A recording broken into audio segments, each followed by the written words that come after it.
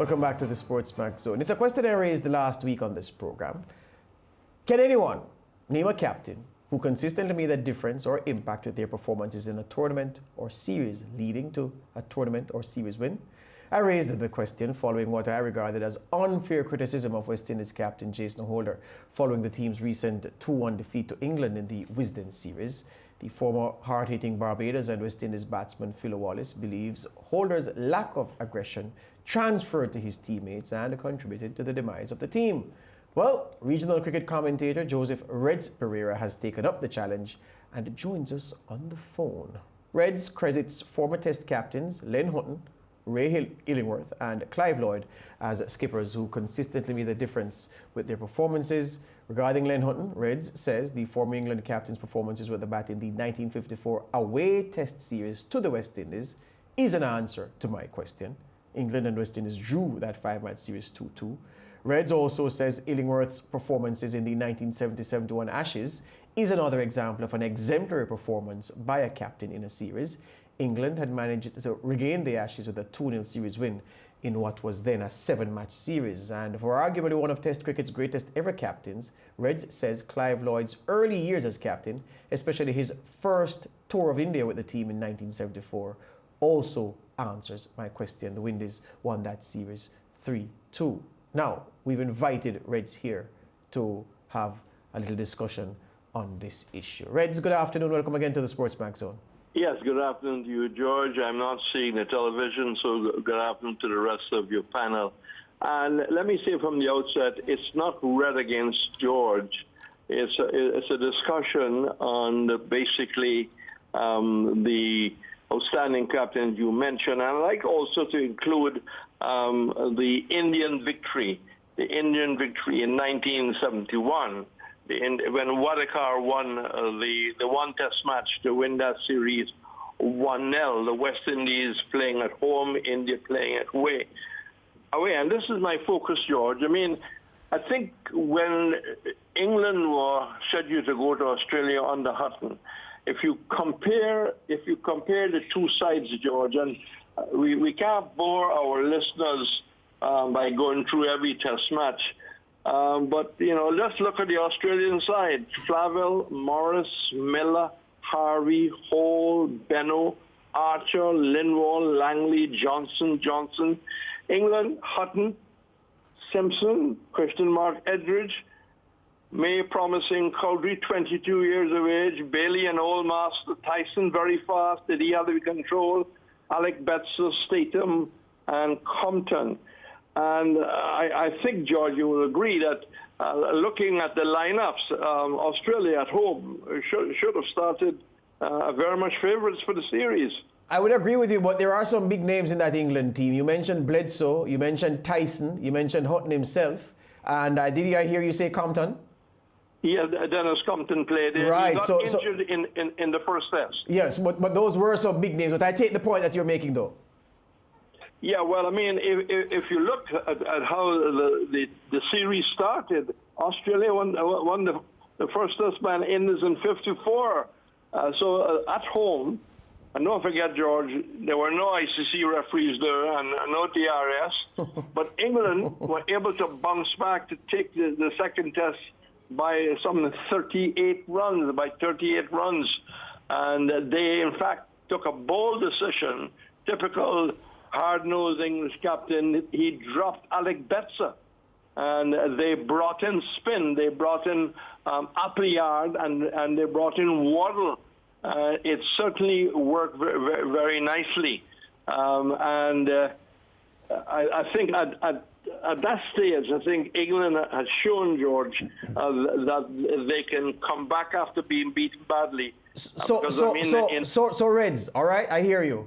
Remember, though, I'm happy you said this isn't an adversarial discussion because we're really learning here, and that's why we invited you. I want you to tell me of the three captains you cited, Hutton, Illingworth, and Clive Lloyd, Sir Clive Lloyd. I want you to tell me, go through the series. You've done one already. So for the other two, I want you to zero in on the captain's impact on what was, because remember the premise of the question, was an otherwise ordinary team. But the captain's efforts, the captain's performances, were so monumental as to drag that team to a victory where otherwise it would have been a collective of ordinariness or of mediocrity from that team? That's what I wanted to answer. Yes, and I have to think very carefully. But if you push me there, George, and I will say that the Illingworth performance, they played 7 test matches in a very hot summer. And I did check with Roland Butcher, who his memory is quite good. He follows the game in and out, being a former England player. And he said when the England team left to go to Australia, right, in that 70-71, no one gave them any chance at all. No one gave them any chance at all. And by winning that series, which was seven test matches, which is unusual. I've seen 6 in India when the West Indies played there in, 83, and that was long enough. India wasn't hot to Australia. But I just want to do maybe some justice, although I've answered your question. Lloyd showed a lot of character in 74. He was a young West Indies captain. The West Indies had moved on from Sir Garfield Sobers and Captain Kanhai, and they had a fairly young team with Richards coming in, Gordon Greenwich coming in, and Andy Roberts, who had 1 test match under his belt. And it was sheer drama, George. 2-0, the West Indies leading. India came back with their spinners and 2-all. And Lloyd really standing tall as the captain, 242 in that game. Kalicharan 94, Murray got 91, and the West Indies won. West Indies won by 3-2, and Jerry Alexander, the late, cried like a child at the end of the 5th test. So let me ask you a question I'm sure my viewers will be asking. The team that Lloyd led on that India jaunt in 74-75, that team, though, was comprised of some very, very good West Indies players with bat and ball. So are you saying that in the series, the performances of some class players were so ordinary that Clive Lloyd's outstanding performances were what helped an otherwise ordinary performing West Indies to get a result in that series, without which they would have lost badly? Is that what you're saying? No, I'm not saying that at all, because Richards made a brilliant 192. Roy Fredericks got 200s.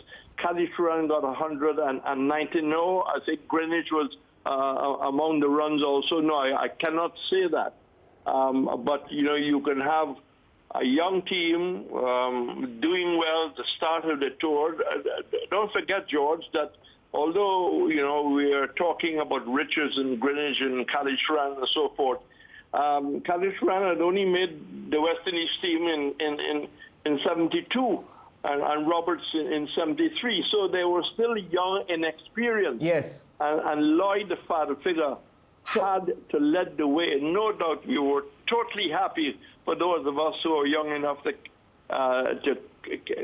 follow that series. Yes. There was no television, but Tony Koji was there on radio. Yes. And I think Lloyd really stood out. Right. So that's where I want to go now, Rez, because I'm saying, based on what you said, so you're saying that Richards it was who matched Clive Lloyd with 2 centuries in that series, because Lloyd had 2 centuries, the 242 not out and a 139 earlier in the series. Are you saying, so are you saying that Lloyd really led from the front by way of performances, and without that performances, this series would have been lost? Is the question I'm asking, because it is only in answering that question that we can then answer the central question which has brought us here, as to the performance of a captain being so good that it has saved a team or brought a team victory in a tournament or series. That's a central question we're answering. And I'm asking you again. I'll try to answer you this way, my dear friend George. When you combine all of the West Indies scores and the West Indies bowling, because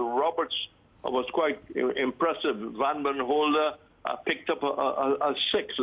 a 6-wicket haul and things like that. Lance Gibbs was among the wickets. When you calculate and bring together all the performances in the first 4 tests, I think Lloyd then in the 5th test just stood like a tall lighthouse and guided the West Indies to an unbeatable victory in the 5th test with 242. Well supported by Murray, well supported by Khalid Shuran, who both got 90s, but as Lloyd innings that put the West Indies in that very strong position after leading 2-0, drawing together with India 2-2 was a real nail biter, a grand final, so to speak, George. Yeah. And Reg, I'm not going to argue against that about Lloyd's impact in that series and the performance. But what I'm saying is this. Here's what I was looking for, which is why I put the question out, and I'm happy you answered the call because you're helping us to relive some of what happened in the past. The criticism for Jason Holder is this, that because of his lack of aggression and the lack of initiative that he took, the lack of impetus from him, the team went that way, a kind of supine, almost like without a spine, meek in key moments. As if to say, if Jason Holder had been different, if Jason Holder had led from the front, if Jason Holder had taken up the team throughout the 3-test series, maybe the West Indies could have had a different result. So I said, well, where is it that a team of this profile, a team with these individuals, would have been dragged by a captain to a series victory when the profile of the players is not best in class by any measure? The players that you are talking about in that Clive Lloyd team of 1974-75, those were world beaters. Those that had scaled the heights of Test cricket before that series, not consistently, but before. And then there were some in that team, Red Perreira, you would agree, who went on to achieve even greater things than what they had accomplished up to that point.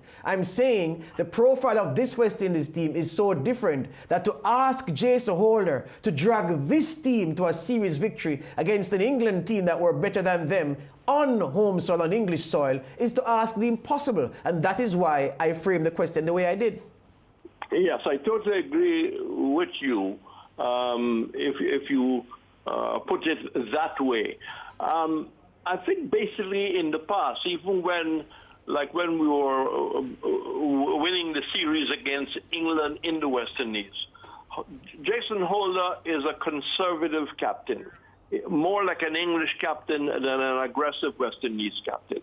And you can see even in that winning 2-1 series, there were times when you say, a third slip would be good, second gully would be good, or the forward short leg for the new batsman would be good. It didn't happen.